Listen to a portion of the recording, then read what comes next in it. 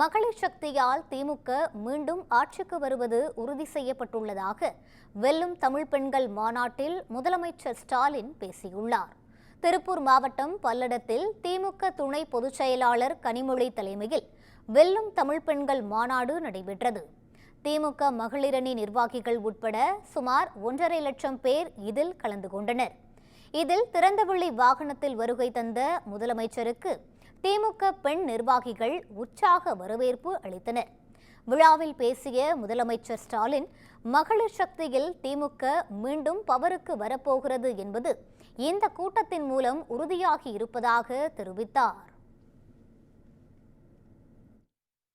கருப்பு சிவப்பு கடல் போல லட்சக்கணக்கான பெண்கள், தாய்மார்கள்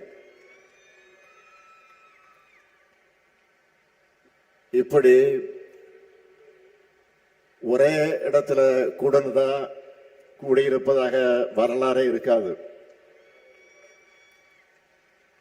உங்களை பார்க்கவே ஒரு பவர்ஃபுல்லா இருக்கு. இப்போ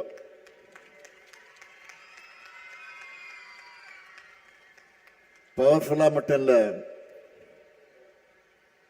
உமன் பவர்ல திமுக திரும்பவும் பவருக்கு வரப்போகிறது என்பது உறுதியாகி இருக்கு. உறுதியாயிடுச்சுல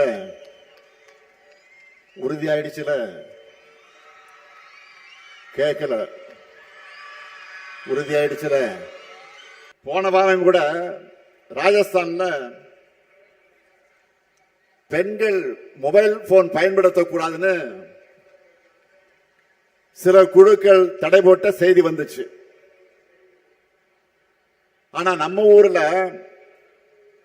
ஆப்பிள் போன்களை தயாரிக்கிற தொழிற்சாலைகளை அதை அசம்பிள் பண்றது பெண்கள் தான்.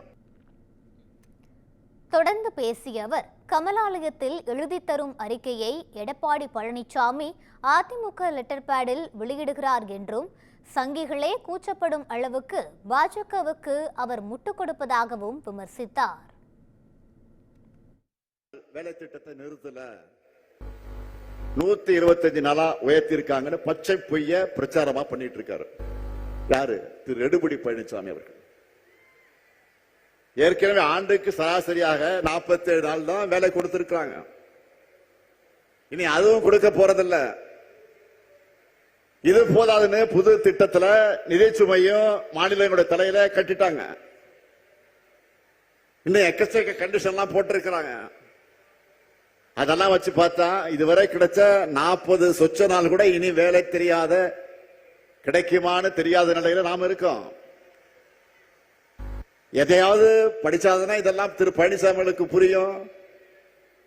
கமலாலயத்தில் எழுதி கொடுக்கறது அறிக்கைய அதிமுக லெட்டர் பேட்ல வெளியிட்டு அத்தோட கதை முடிஞ்சிச்சு போயிடுறாரு. ஒரு படி மேல போய் பாஜக சங்கிகளை கூச்சப்படக்கூடிய அளவுக்கு 100 நாள் வேலை திட்டத்தை அது ரத்துக்கு முட்டு கொடுத்து கத்துறாரு, சுத்துறாரு.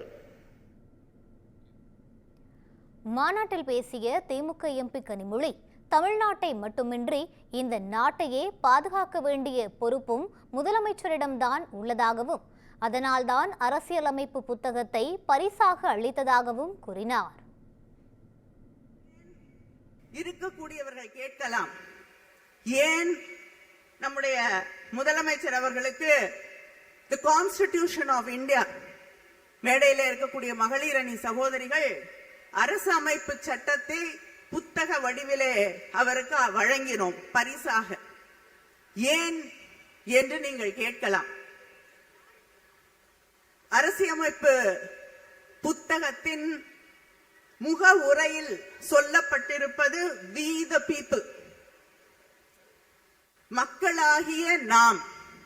இந்த மேடையிலே மகளிராகிய நாங்கள் உங்களிடம் இந்த நாட்டை, தமிழ்நாட்டை இல்லை, இந்த நாட்டை ஒப்படைத்திருக்கிறோம். இந்த நாட்டின் எதிர்காலத்தை ஒப்படைத்திருக்கிறோம். நம்முடைய அரசமைப்பு சட்டம் நமக்கு தரக்கூடிய செய்தி justice, equality, fraternity and liberty. இதை பாதுகாக்க வேண்டும் என்பதுதான்.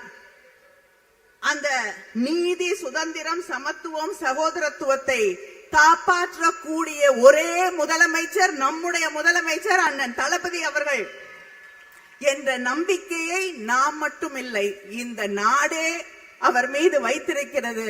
அதனால்தான் பத்திரமாக வைத்திருங்கள் அண்ணா என்று அந்த அரசமைப்பு சட்ட புத்தகத்தை உங்கள் கையிலே தந்திருக்கிறோம். இந்த நாட்டை, தமிழ்நாட்டை இல்ல, இந்த நாட்டை பாதுகாக்க வேண்டிய கடமை உங்கள் கைகளில் இருக்கிறது. ஏனென்றால் உங்க குரல் வந்த பிறகுதான் இந்த நாட்டுல உங்களுக்கு பின்னால் தான் ஒவ்வொரு குரலாக அங்கே இருக்கக்கூடிய பாசிச அரசுக்கு எதிராக எழக்கூடிய அத்தனை குரல்களும் உங்களுக்கு பின்னால் அணிதிரக்கூடிய குரல்களாகத்தான் இன்று இருந்து கொண்டிருக்கிறது. அதனால்தான் இந்த நாடு உங்களை நம்பி இருக்கிறது என்பதை நான் திரும்ப திரும்ப திரும்ப இங்கே சொல்லிக்கொள்ள விரும்புகிறேன். முன்னதாக விழாவில் பேசிய துணை முதலமைச்சர் உதயநிதி ஸ்டாலின் திமுக தேர்தல் அறிக்கையை பார்த்து அதிமுக காப்பி அடித்தாலும் தமிழக மகளிர் அவர்களை நம்ப மாட்டார்கள் என்று கூறினார். நான் அடிமைகளை பார்த்து கேட்கிறேன், எப்படியோ எங்களுடைய தேர்தல் அறிக்கையை பார்த்து காப்பி அடிச்சு நீங்க தேர்தல் அறிக்கையை விட போறீங்க. அதிமுக என்ன காப்பி பேஸ்ட் பண்ணாலும் பொதுமக்கள், குறிப்பா மகளிர், தமிழ்நாட்டு மகளிர் அவங்களை நம்புவதற்கு தயாராக இல்லை. ஏன்னா திராவிட முன்னேற்ற கழகம் தான் என்னைக்கும் சொல்வதை செய்கின்ற அரசாகவும் செய்வதை சொல்லுகின்ற அரசாகவும் நம்முடைய திராவிட மாடல் அரசு செஞ்சு காட்டி இருக்கு.